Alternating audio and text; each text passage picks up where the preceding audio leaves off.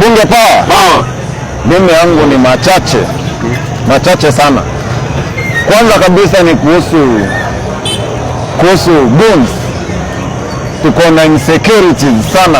Kama inafika wakati maseneta wanaweza vamiwa na just ordinary people, watu ambao hawana masilaha wanaweza vamia hadi viongozi, kumaanisha Kenya tuko kwenye hali ya hatari kwa mambo ya security.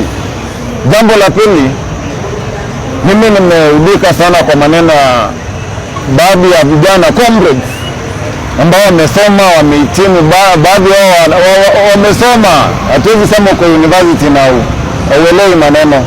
Comrades wako pale wanaweza panga line wapewe shilingi 100 na viongozi. Hiyo ni makosa kubwa sana. Hapa Kisii juzi kulikuwa na baadhi ya viongozi huku wakatembea kwenye vyuo vikuu wenye ziko ndani ya Kisii, na tumejua viongozi wanataka kununua vijana wadogo, lakini tunawaambia jambo moja, sisi hatuwezi nunuliwa. Tuliamua tunaenda kuchagua kiongozi kulingana na kazi yake, kulingana na matendo yake. Unajua hatuwezi jua huyu kiongozi ni mzuri, lakini hizi naambia vitu vibaya zinafaa kushinda vitu vizuri. Kama ni kiongozi, hakikisha vitu zako vyema ni vingi kuliko vitu ambavyo si vyema. Jambo lingine, wanafunzi wa vyuo vikuu wana mashida mengi sana. Baadhi yao hawana hela za kujifadhili. Comrade amesota. Sasa unampatia shilingi 100, hivi msaidia 100 itasolve nini? Viongozi mngeenda pale, kuna wenye wanaenda attachment sahihi.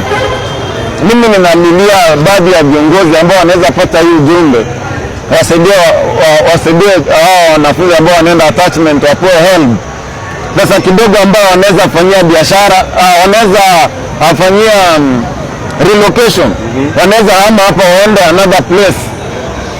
Wengine wametoka Kisii waende Kisumu kutafuta kazi, kufanya attachment. Imagine attachment inataka uame for 3 months, uende usome, inataka fare, accommodation, na mwanafunzi ni common mwananchi, wazazi hawana ajira. So hiyo ni kuonyesha wazazi wanaumia. Education system ya Kenya imekuwa very expensive. That is true. Very expensive. Sasa tunashindwa sisi, wajukuu wetu, watoto wetu tutawafunza na nini?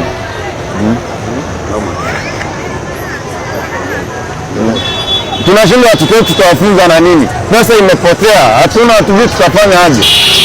Sawa.